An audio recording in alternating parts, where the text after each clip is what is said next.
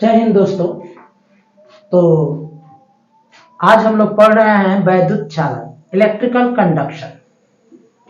और हम लोग एग्जाम की दृष्टि से जो भी चैप्टर से संबंधित महत्वपूर्ण सूत्रों का निगमन है उनको हम लोग पढ़ रहे हैं। तो अनुगमन वेग तथा वैद्युत क्षेत्र की तीव्रता में क्या संबंध होता है, अब हम इसका निगमन करेंगे। मान लेते हैं कोई चालक है जिसकी लंबाई जो है L है, इसकी लंबाई L है और इसके सिरों पर कैपिटल भी विभवांतर लगाया गया है। मान लेते हैं एक चालक छड़ है जिसकी लंबाई क्या है L है और इसके सिरों पर एक विभवांतर भी लगाया गया है। जब विभवांतर भी लगाएंगे तो चालक के प्रत्येक बिंदु पर वैद्युत क्षेत्र उत्पन्न हो जाएगा। वैद्युत क्षेत्र उत्पन्न हो जाएगा और इस क्षेत्र के कारण जो इलेक्ट्रॉन है वह चालक के अंदर गतिशील हो जाएंगे और यह जो क्षेत्र है वह जो चालक के अंदर मुक्त इलेक्ट्रॉन है उन पर बल लगाएगा। तो इस विभवांतर के कारण जो चालक पर उत्पन्न वैद्युत क्षेत्र है उसका मान हो जाएगा E बराबर हो जाएगा V/L। वैद्युत क्षेत्र इतना परिमाण होगा, उसका वैद्युत क्षेत्र का परिमाण होगा E बराबर V/L। अब इस वैद्युत क्षेत्र के कारण इलेक्ट्रॉनों पर बल लगेगा और वह बल कितना लगेगा, वेक्टर F बराबर लगेगा -E वेक्टर E। ये इलेक्ट्रॉनों पर बल लगेगा, प्रत्येक इलेक्ट्रॉन पर यह बल लगेगा और यह जो बल लगेगा इलेक्ट्रॉनों पर, इस बल की दिशा वेक्टर E के विपरीत होगा। यदि वेक्टर E इस दिशा में लगेगा तो इलेक्ट्रॉनों पर जो बल है वह इस दिशा में लगेगा और यही कारण है कि जो इलेक्ट्रॉन है वैद्युत क्षेत्र की दिशा में गति करने लगेंगे। और न्यूटन के नियम के अनुसार जब किसी वस्तु पर बल लगा है तो उस वस्तु में त्वरण उत्पन्न हो जाएगा। तो इलेक्ट्रॉनों पर बल वेक्टर F लगा है तो इलेक्ट्रॉनों में त्वरण उत्पन्न हो जाएगा और इलेक्ट्रॉन में उत्पन्न त्वरण कितना होगा, प्रत्येक इलेक्ट्रॉन में उत्पन्न त्वरण, प्रत्येक इलेक्ट्रॉन में उत्पन्न त्वरण कितना हो जाएगा, तो उत्पन्न त्वरण हो जाएगा वेक्टर A बराबर वेक्टर F/m। इसको समीकरण हम लोग क्या मान लिए, 3 मान लिए। तो एक बार और समझते हैं हम लोग, अनुगमन वेग तथा वैद्युत क्षेत्र में क्या संबंध होता है ये समझते हैं।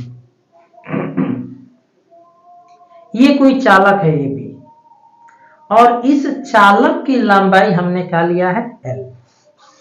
यदि हम चालक के सिरों पर कैपिटल V विभवांतर आरोपित करते हैं तो यह विभवांतर के कारण, इस विभवांतर के कारण इस चालक के प्रत्येक बिंदु पर वैद्युत क्षेत्र उत्पन्न हो जाएगा और इस वैद्युत क्षेत्र का परिमाण जो है V/L के बराबर होगा।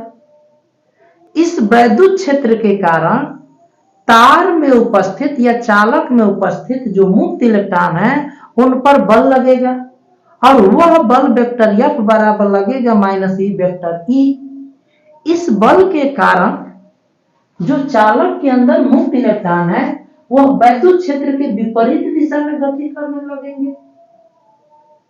चूंकि इलेक्ट्रॉनों पर, प्रत्येक इलेक्ट्रॉनों पर बल लग रहा है तो न्यूटन के नियमानुसार उन इलेक्ट्रॉनों में त्वरण उत्पन्न हो जाएगा और प्रत्येक इलेक्ट्रॉन में उत्पन्न त्वरण कितना होगा, वेक्टर A बराबर वेक्टर F/m, जहां m जो है वह मास ऑफ इलेक्ट्रॉन है, इलेक्ट्रॉन का द्रव्यमान है।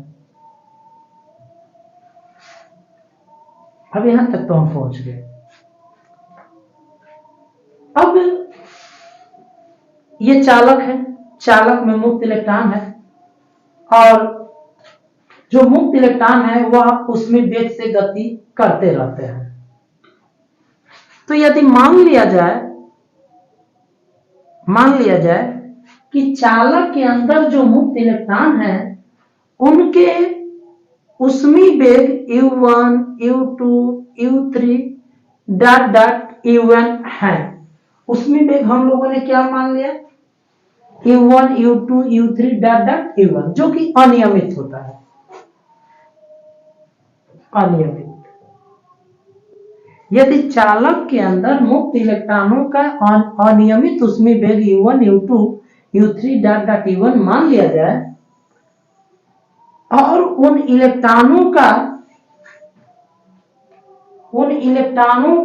का दो टकरों के बीच समय मान लिया जाए टा1 टा2 डॉट डॉट टा n। हम लोगों ने दो काम किया। चालक के अंदर मान लेते हैं n इलेक्ट्रॉन है।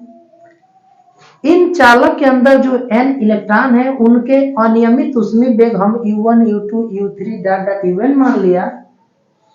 और हम लोग जानते हैं कि जो मुक्त इलेक्ट्रॉन है वह टकराते रहते हैं, परमाणुओं से क्या होते रहते हैं, टकराते रहते हैं। तो एक परमाणु से टकराया, फिर जाकर दूसरे परमाणु से टकराया, इसके बीच का जो समय है उसको हमने टा1 मान लिया। दो टकरों के बीच समय हमने टा1, टा2, टा n मान लिया। अब जब दो टकरों के बीच समय टा1, टा2, टा n मान लिया, टकराए, तो उनका वेग बदल जाएगा। अब वेग बदलने के बाद क्या होगा यह हम निकालना चाहते हैं। तो न्यूटन के गति के दूसरे समीकरण से, न्यूटन के गति के दूसरे समीकरण का यूज करेंगे हम लोग। तो वेक्टर v बराबर होता है u प्लस at, इसका यूज हम लोग करते हैं। तो क्या हो जाएगा, उनका वेग हो जाएगा u1 प्लस a का मान यहां से वेक्टर f बाई m और टा हो जाएगा ये टा1। वैसे ही दूसरे का वेग क्या हो जाएगा, vector u2 plus vector f by m टा2 हो जाएगा। ऐसे ही डॉट डॉट ये नए वाला का क्या होगा, vector u1 plus f by m टा n हो जाएगा। यह सभी इलेक्ट्रॉन का त्वरण वेक्टर f बाई m है होगा, क्योंकि सभी इलेक्ट्रॉनों पर इतना ही बल लगेगा। प्रत्येक इलेक्ट्रॉन पर लगने वाला बल ये बराबर होगा और प्रत्येक इलेक्ट्रॉन का द्रव्यमान भी फिक्स होता है, तो प्रत्येक इलेक्ट्रॉन में त्वरण भी क्या होगा, निश्चित होगा। तो ये सभी इलेक्ट्रॉनों का वेग हो जाएगा टा1, टा2 और टा n। जब दो टकरों के बीच समय लग रहा है उसके बाद उनका वेग बदलने के बाद ये वेग हो जाएगा। अब इन वेगों का हम औसत मान ले लेते हैं। तो इन वेगों का औसत मान ही अनुगमन वेग कहलाता है। तो इन वेगों का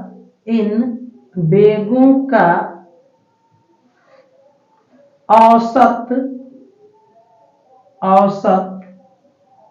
मान ही अनुगमन वेग होगा, अनुगमन वेग होगा। तो इसको हम लोग निकाल लेते हैं। इनका अनुगमन वेग यानी कि vd बराबर क्या हो जाएगा, u1 plus f by m टा1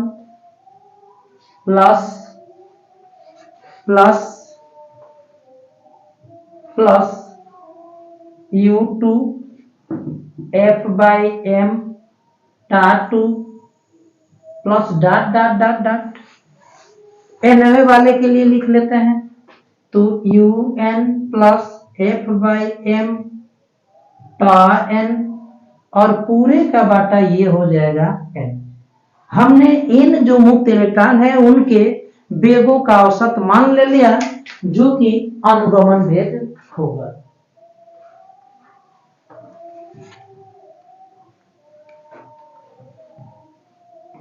अब हम इसको अलग अलग करते हैं, U1 U2 इनको अलग अलग करते हैं, तो Vd बराबर हो जाएगा U1 plus U2 plus UN, ये एक जगह मैंने कर लिया, और बाई n प्लस इसको हम एक जगह कर लिए f by m town plus f by m को हमने कॉमन कर लिया, f बाई m ये कॉमन हो गया, तो टा1 टा2 ऐसे बचेगा, टा n और बाई n बचेगा। हम लोग जानते हैं कि सभी अणुओं के ऊष्मीय वेगों का जो औसत वैल्यू होती है वह 0 होती है। सभी अणुओं की ऊष्मीय वेगों का जो औसत मान होता है वह 0 होता है, तो ये क्या हो गया, 0 हो गया। यहां पर दो क्रमागत टकरों के बीच में लगे हुए समय का जो औसत समय काल होता है वह श्रांत काल कहलाता है। तो ये हो जाएगा वेक्टर f बाई m, और ये आपका हो जाएगा टा, जहां टा क्या है, श्रांत काल है, श्रांत काल। और श्रांत काल क्या होता है, दो क्रमागत टकरों के बीच लगे हुए समय अंतराल के औसत मान को ही हम लोग श्रांत काल कहते हैं, तो ये श्रांत काल हो जाएगा।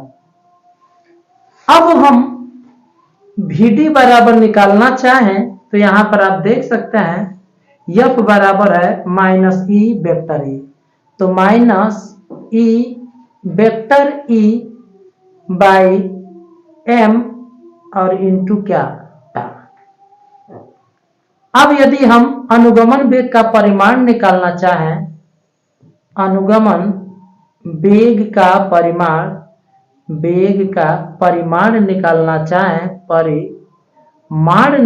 चाहें तो क्या हो जाएगा, Vd बराबर हो जाएगा E vector E by m into टा।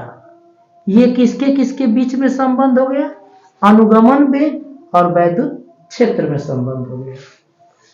यदि अनुगमन वेग और विभव में संबंध कहे तो, यदि अनुगमन वेग और विभव में संबंध कहे तो यहां पर E की वैल्यू हम V बाई L रख देंगे, तो Vd बराबर क्या हो जाएगा, E यहां पर मैंने रख दिया V बाई L और M तो रहेगा इंटू टा, अर्थात Vd बराबर क्या हो जाएगा, VE बटा में ML और इंटू क्या, टा हो गया।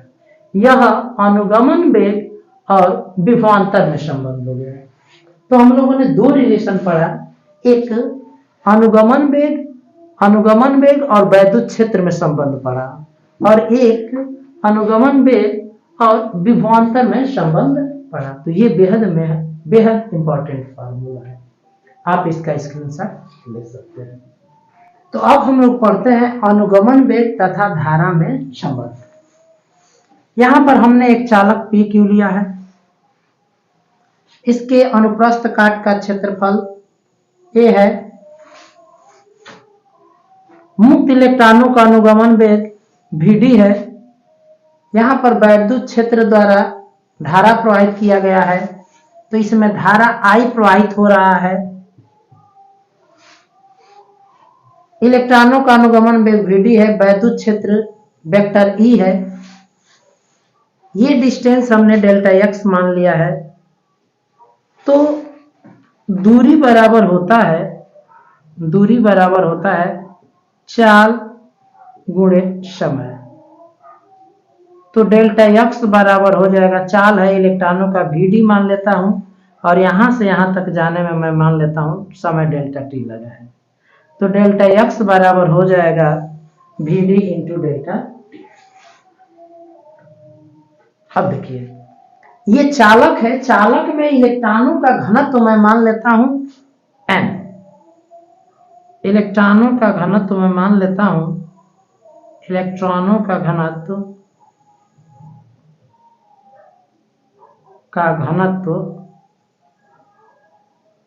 मैं मान लेता हूं n। इलेक्ट्रॉन घनत्व या इलेक्ट्रॉनों का घनत्व n होने का मतलब एकांक आयतन में इलेक्ट्रॉनों की संख्या n है।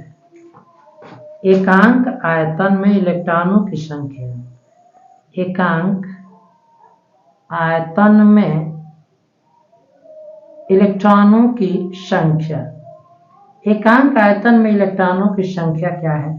n है। अब इतना आयतन मैं निकालना चाहता हूं, तो इतने आयतन में इलेक्ट्रॉनों की संख्या कितनी हो जाएंगी? चालक की मैं डेल्टा एक्स लंबाई में इलेक्ट्रॉनों की संख्या निकालना चाहता हूं। चालक के डेल्टा एक्स लंबाई में इलेक्ट्रॉनों की संख्या, तो मैं चालक का डेल्टा एक्स लंबाई लिया हूं, तो इस लंबाई में मुझे इलेक्ट्रॉनों की संख्या निकालना है, तो n गुणे इसका आयतन होगा, डेल्टा एक्स लंबाई का आयतन, और आयतन बराबर होता है आधार का क्षेत्रफल गुणे लंबाई, यानी n a डेल्टा x। इतने इलेक्ट्रॉन हैं। ये जो चालक की मैं डेल्टा एक्स लंबाई लिया हूं, इस डेल्टा एक्स लंबाई में n a delta x electron है। एक इलेक्ट्रॉन पर आवेश कितना होता है? एक इलेक्ट्रॉन पर आवेश जो होता है E के बराबर होता है। तो इतने इलेक्ट्रॉन पर आवेश कितना हो जाएगा? अतः n a डेल्टा x मुक्त इलेक्ट्रॉनों पर आवेश कितना हो जाएगा? यह हो जाएगा n a डेल्टा x। अब मैं मान लेता हूं कि यहां से यहां तक डेल्टा x दूरी तय करने में मुक्त इलेक्ट्रॉनों को डेल्टा t समय लग रहा है, तो यहां से दूरी बराबर 4 गुणे समय से डेल्टा x बराबर v d into delta t हो जाएगा। तो यहां पर रख देते हैं समीकरण 1 से वैल्यू रख देते हैं, n a डेल्टा x का मान है v d into delta t. एक इलेक्ट्रॉन पर आवेश E है, तो इतने आवेश पर हो जाएगा इंटू E, तो इंटू E यहां भी छूटा हुआ है, इंटू E हो गया। अब हमने ये निकाल लिया कि यहां से यहां तक कितना आवेश प्रवाहित हुआ है, तो हमें वैद्युत धारा निकाल लेते हैं। तो वैद्युत धारा हम निकालते हैं, तो I बराबर होता है Q बाई T। अतः वैद्युत धारा औसत प्रवाहित आवेश, यानी कि यही है कुल आवेश डेल्टा Q, औसत प्रवाहित आवेश बटा में समय अंतराल, अर्थात औसत वैद्युत धारा भी कह सकते हैं I बार औसत प्रवाहित आवेश, यानी कि delta Q by delta T। तो I बराबर डेल्टा Q की वैल्यू ये है n a v d delta t e और बटा में डेल्टा टी, ये कैंसिल हो जाएगा, तो I बराबर आ जाएगा n e a v d। इस E को मैंने पहले लिख दिया। ये क्या आया है? यह अनुगमन वेग और धारा में संबंध आ गया है। ये अनुगमन वेग है, ये धारा, तो ये अनुगमन वेग और धारा में क्या है? संबंध है। अब मैं धारा में और अनुगमन वेग में ये संबंध आ गया है, अब धारा घनत्व और अनुगमन वेग में संबंध में निकाल देता हूं। धारा घनत्व तथा अनुगमन वेग में मैं संबंध निकाल देता हूं। अनुगमन वेग में संबंध में निकाल देता हूं संबंध। तो ए गुणा में इधर लेकर आ जाइए भाग में, I बाई ए बराबर n e v d. I by A जो होगा ना वही J होता है, जिसको हम लोग धारा घनत्व कहते हैं, एन ई वी डी। तो J बराबर हो जाएगा एन ई वी डी। यह धारा घनत्व और अनुगमन वेग में संबंध है। तो अनुगमन वेग और धारा में ये संबंध है, अनुगमन वेग और धारा घनत्व में ये संबंध है। तो आप चाहेंगे तो इसका स्क्रीनशॉट आप ले सकते हैं। तो अब हम लोग ओम के नियम की उत्पत्ति सीखते हैं और अनुगमन वेग के आधार पर सीखते हैं। अनुगमन वेग के आधार पर ओम के नियम की उत्पत्ति करना हम लोग सीखते हैं। मान लेते हैं एक चालक है ए बी, इसकी लंबाई जो है वह है L। चालक के सिरों पर जब कैपिटल V बोल्ट लगाया जाता है, विभवांतर लगाया जाता है, तो चालक के प्रत्येक बिंदु पर वैद्युत क्षेत्र E उत्पन्न हो जाता है और इस चालक में बहने वाली धारा I है। तो E बराबर क्या होता है? E बराबर होता है V बाई L। इसको हमने क्या मान लिया? समीकरण नंबर 1। अब हम लोग जानते हैं धारा तथा अनुगमन वेग में संबंध। धारा तथा अनुगमन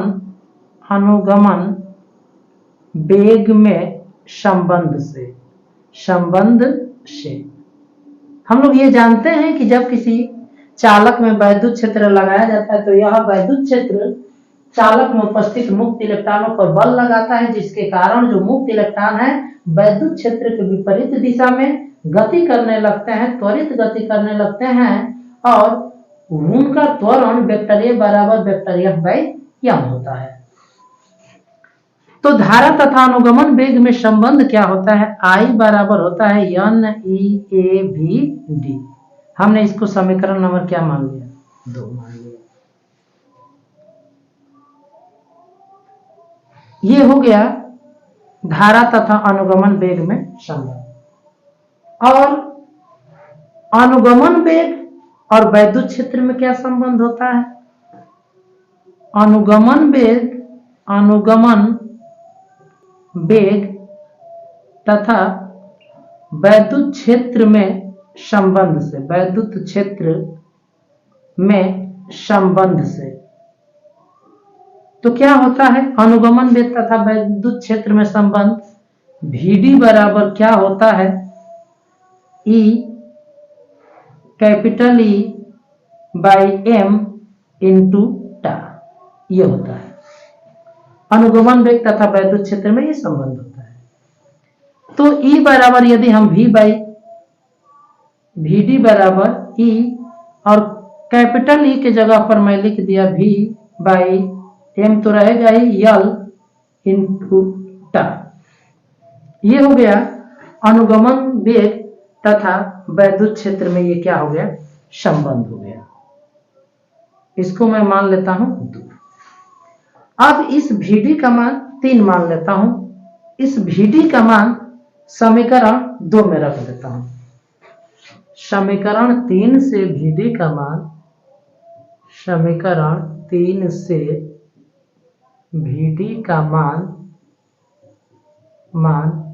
समीकरण 2 में रख लेता हूं। समीकरण 2 में रखने पर, तो समीकरण 2 में रखा जाए, Vd का मान रखा जाए तो I बराबर हो जाएगा, I बराबर एन ई ए और यहां से Vd का मान निकलेगा ई भी बाई एम एल और इंटू टा।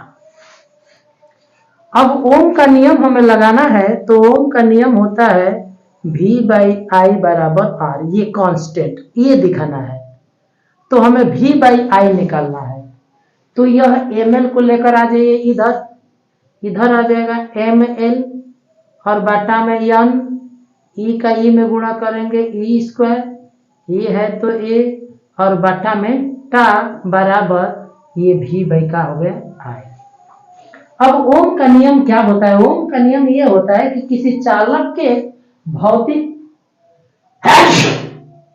भौतिक अवस्था में कोई परिवर्तन न हो, जैसे ताप दाब में कोई परिवर्तन न हो, तो V बाई आई का मान कांस्टेंट होता है। तो यदि चालक का ताप स्थिर रहे, यदि चालक का ताप स्थिर रहे, तो यदि चालक का ताप स्थिर रहेगा तो यम तो नहीं बदलेगा, कांस्टेंट रहेगा।